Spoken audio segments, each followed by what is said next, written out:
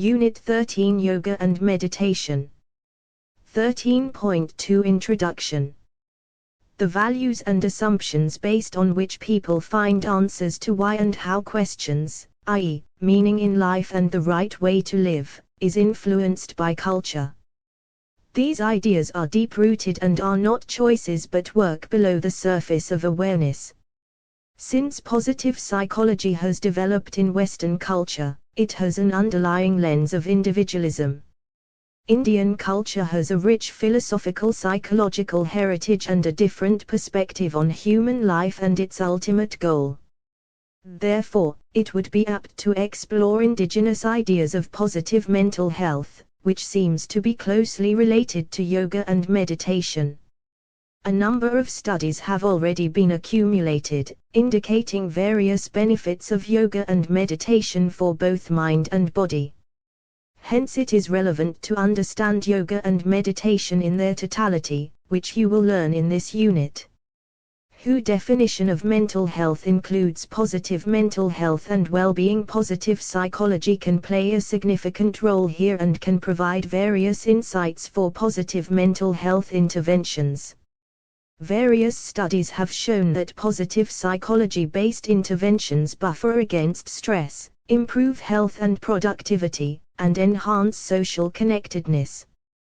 Here, yoga and meditation can be used as effective positive psychology interventions to enhance positive mental health and well-being. 13.3 What is yoga? Living with a deep and permanent sense of well-being, along with finding freedom from suffering, can seem like an unachievable goal. However, this is the promise of yoga if we are willing to sincerely walk on the path of yoga in its complete form. In recent times, yoga is often perceived as synonymous with a combination of asanas, bodily postures, and pranayama, breathing exercises, along with the inclusion of meditation. Nevertheless, that has not been the meaning of yoga as explained over the centuries in the Indian civilization, where it is a set of practices to access higher consciousness and states of being. Yoga literally means to yoke, from the Sanskrit root yaj, which means to join and refers to experiencing oneness with the Supreme Consciousness. The Encyclopedia of Indian Philosophies Volume 12, Yoga, India's Philosophy of Meditation, defines yoga in two ways. First, yoga means all those techniques people practice to find release from their existential suffering and achieve consciousness. Second, yoga refers to a specific school of Indian philosophy given by Patanjali in his text Yoga Sutra. Thus, to fully appreciate its role in positive mental health, we need to explore yoga deeply, its aims and related assumptions. One of the core assumptions is related to how the world is made of not just matter but has underlying consciousness.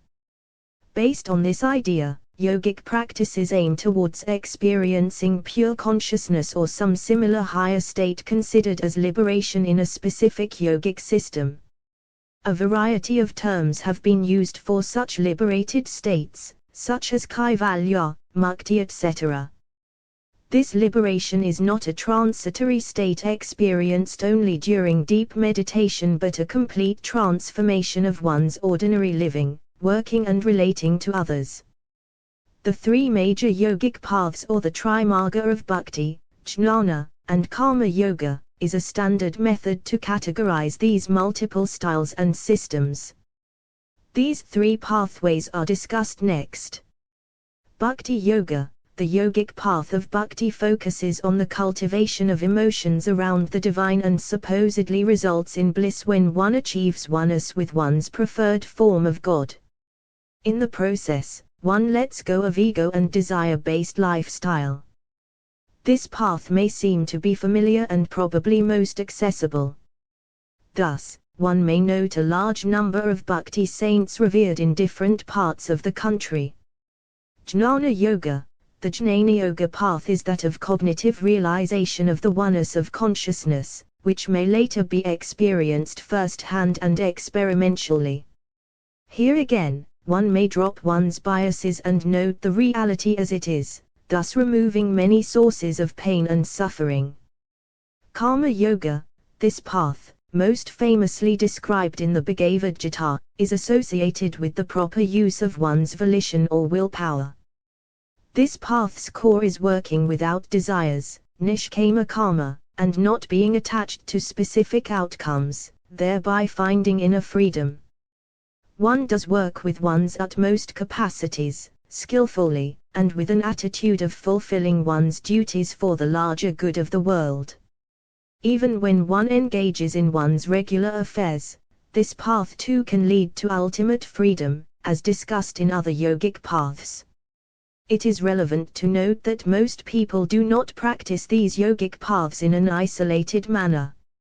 Instead, they may mix components, with some or other aspect being dominant, indicating their own personal synthesis.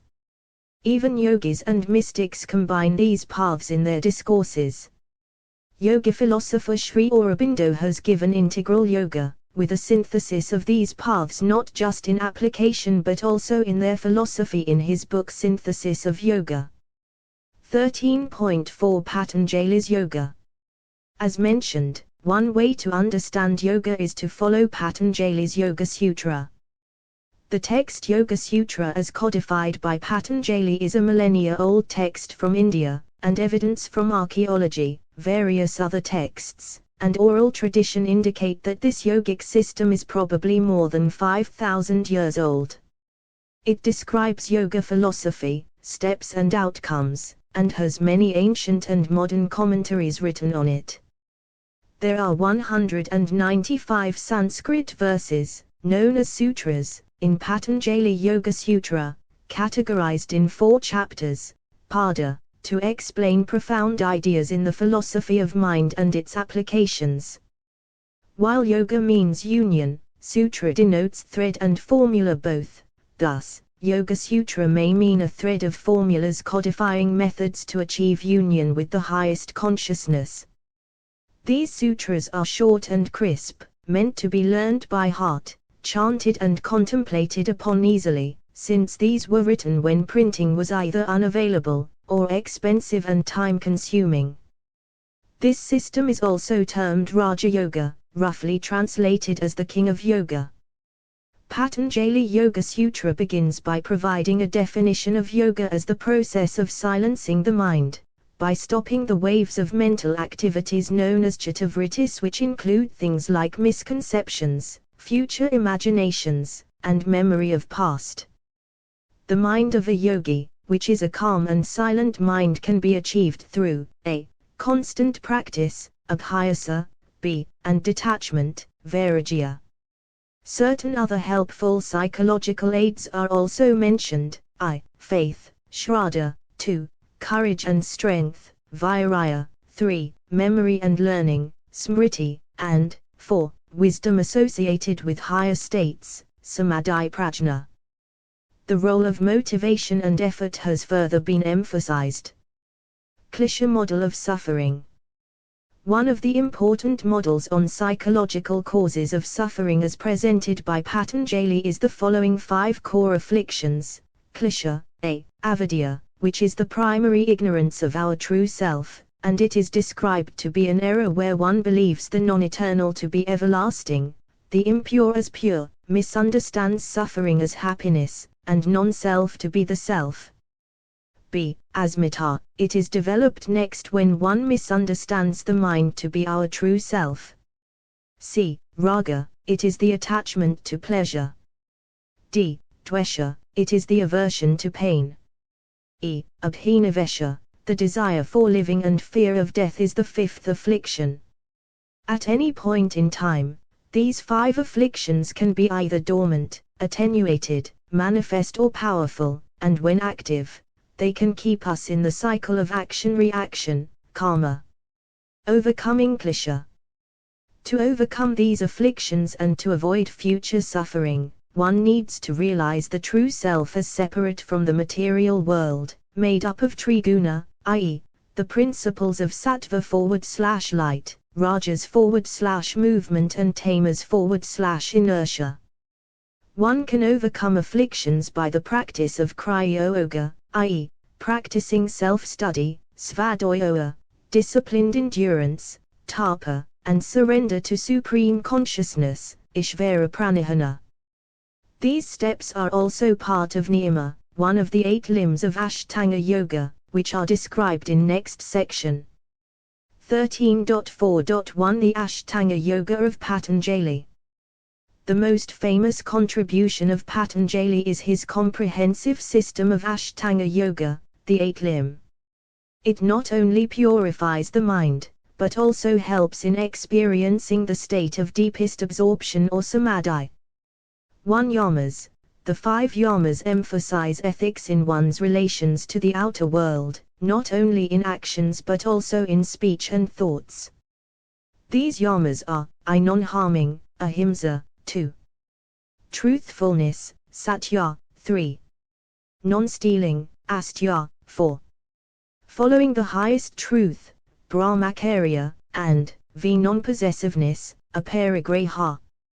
2 niyamas. The 5 niyamas are focused on our relationship to ourselves. These are, I purity of body and mind, sauka. 2 contentment, santosha. 3 highest discipline, tapa. 4 study and analysis of oneself, svadhyaya, and surrender to the divine, ishvara pranihana. The first 2 limbs of yamaniyama are the foundations of the practice, and when they are consistently practiced beyond consideration for individual and contextual variations, such as that of place, time, context or family lineage etc., these can become the great vows, mahavrata.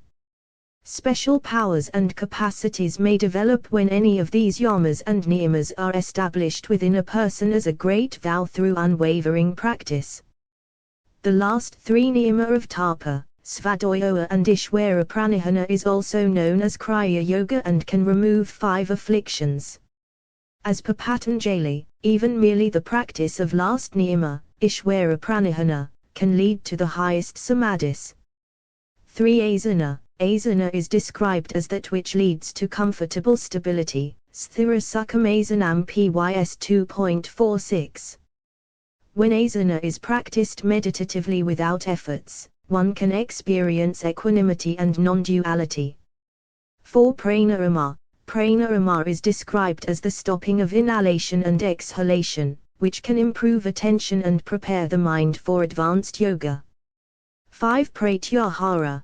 Pratyahara is disengaging and withdrawing one's mind from the external, sensory objects of attention. 6 dharana. Dharana is the act of holding attention to a single object or point. 7 dhyana. When this one-pointed attention becomes steady and unbroken, it is called dhyana. 8 samadhi. When the state of deep absorption is reached, where only the object of attention is left and not the mind, it is known as samadhi. 13.5 What is meditation? Meditation is an English term with Latin roots, meditare, to think, reflect or contemplate, and indicate deep exploration of mind. It is considered a technique to control the mind by controlling our attention and awareness. The process of meditation goes from attending to an object, dharana, sustaining this attention in an unbroken manner, dhyana, to complete absorption into it, samadhi. Another term bhavana is also used in Patanjali Yoga Sutra for cultivating maitri, mudita, karuna and upeksha. Meditation aims towards a higher state of consciousness. As byproducts of this process, healing and developing special powers are noted. The various definitions of meditation may not fully capture its essence due to the limitations of language. The U.S. Department of Health and Human Services reached a similar conclusion regarding challenges in developing a taxonomy of meditation. Using expert consensus, tried to capture the meaning of meditation through 5 core criteria based upon its process and outcomes, to overcome some of these limitations. These were, it is done by oneself, using a technique, by relaxing the body, and the analytic mind, while focusing on oneself. Other relevant aspects of meditation were found to be a spiritual philosophical context, mental silence and possibility of an altered consciousness. Many of the currently popular meditation techniques originated in the Indian civilization thousands of years back. It was introduced to the West in 1920 when Indian monk Paramahansa Yogananda traveled to USA. Around the 1970s, meditation got scientific attention when another Indian monk from the Himalayan tradition Swami Rama demonstrated voluntary control over multiple bodily organs in USA. Within a lab setting, he changed brain waves, heart functioning and skin temperature, which were known to be entirely automatic processes. Subsequently, American Psychological Association issued a statement noting that meditation may facilitate the psychotherapeutic process and also encouraging further research to evaluate its possible usefulness. 13.6 Major categories of meditation. A. Concentrative meditation. In this category of meditation, we focus all attention on a single point /object /idea /image /sound. This meditation process is described in Dharana Dhyana stages of Patanjali's Ashtanga Yoga, where we develop an unbroken flow of attention towards a single point. The process also includes removing attention from other distractions, as done in Pratyahara stage. It also includes noticing when one has got distracted internally, by one's own thoughts and bringing attention back to the focus of attention. B. Mindfulness meditation. This ancient meditation from India was rediscovered and popularized through his teachings by Buddha. In this category of meditation, we try to keep an open and curious attitude towards whatever is happening in the body or mind. We remain aware of our thoughts, feelings and sensations in the present moment. When we notice these without any judgment or need for control, we can then let them go. C. Transcendental meditation. Maharishi Mahesh Yogi is acknowledged to be the founder of this meditation technique, who developed it in 1958. Here we may start with silently reciting a mantra, which is usually a short, monosyllabic sound. However, in the process of meditating, we are supposed to transcend it or go beyond it. 13.6.1 Other forms of meditations. Japa /mantra meditation. Here we repeat a sacred word or phrase, mantra, either silently or with sound, for a pre-decided number of rounds or for a specific duration of time. This has components of dhyana or concentrative meditation. The focus of attention is on the meaning of the mantra and its sound, and ignoring both external and internal distractions. As mentioned earlier, transcendental meditation also uses a mantra, but instead of focusing on the mantra itself, the aim is to transcend it. Yoga Nidra, Shavasana. In these types of meditations, we sequentially relax our bodies. Additionally, there may be specific visualization included. In Yoga Nidra, one also attempts to develop a witnessing quality. Other common meditation practices. A few other commonly practiced meditations are related to body or breath, such as scanning the body for various sensations or focusing attention on one's breathing. Another type of meditation is related to Kundalini, where one tries to awaken and uplift the psycho-spiritual energy in one's body. Yogasana, when done mindfully with rhythmic breaths, is a type of movement meditation, and other such types are the Chinese practices of Tai Chi and Qigong. It may be noted that this is not an exhaustive list, and many other meditation techniques may also be practiced by people worldwide. However, most meditations may have some or other processes given above, or even a combination of them. Different meditation techniques may have different benefits, suit different people or suit the same person in a different growth stage. Often, a combination of techniques is also present in diverse spiritual traditions. Many people practice a combination of these techniques. These techniques do not exist in isolation, especially in the context of their origin. They are related to various assumptions about the nature of reality, the place of an individual in the larger scheme of things, and an ethical way of living. 13.7 Benefits of meditation. There has been an explosion of research on meditation since 1970, using both psychological and physiological measures. These studies have been done in advanced meditations with many years of practice and novice, beginner meditators. Similarly, it has been explored both in healthy populations and those suffering from mental or physical illnesses. In a review of the research, meditation leads to multiple effects on the autonomic nervous system, slowing heart rate, decreased oxygen use, and lowered blood pressure.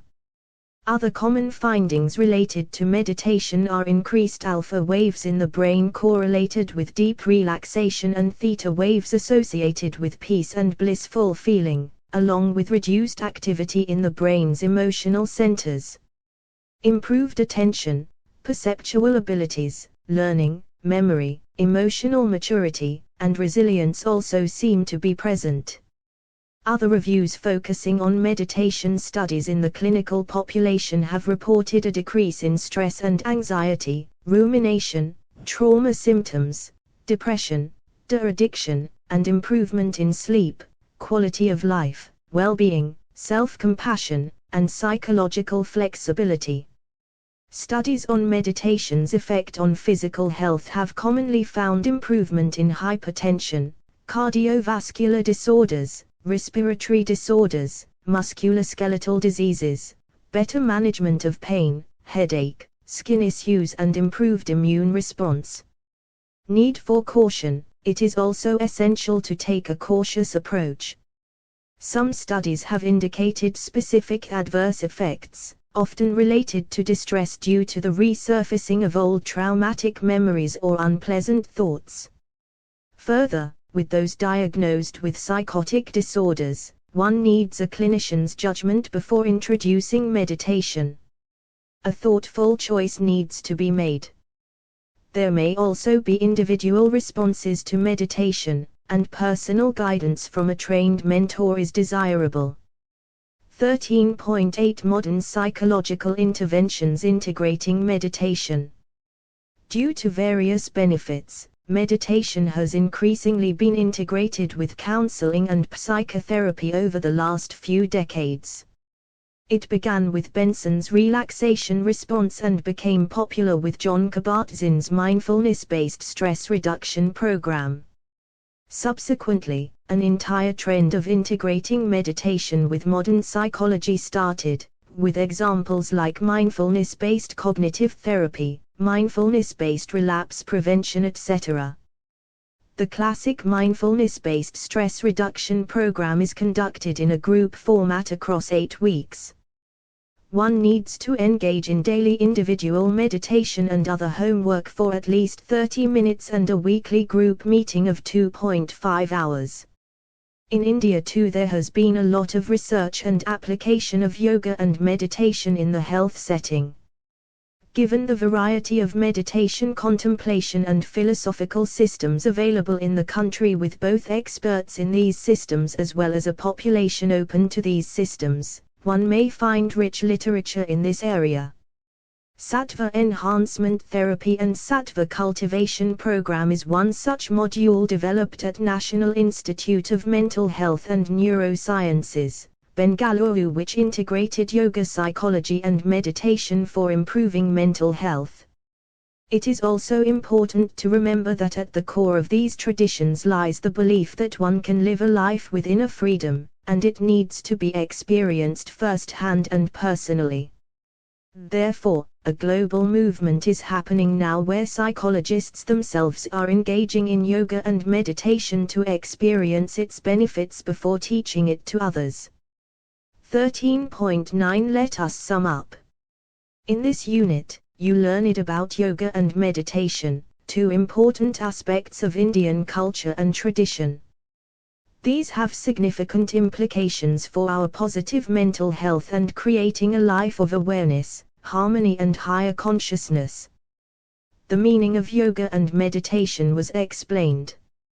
Patanjali's yoga was discussed and the klesha model of suffering explained. Further, the 8 steps in the Ashtanga Yoga of Patanjali were described. You also learned about various categories of meditation. Yoga and meditation have contributed a lot to our well-being as evidenced in their integration in psychological interventions resulting in various therapeutic programs such as mindfulness-based stress reduction program and mindfulness-based cognitive therapy.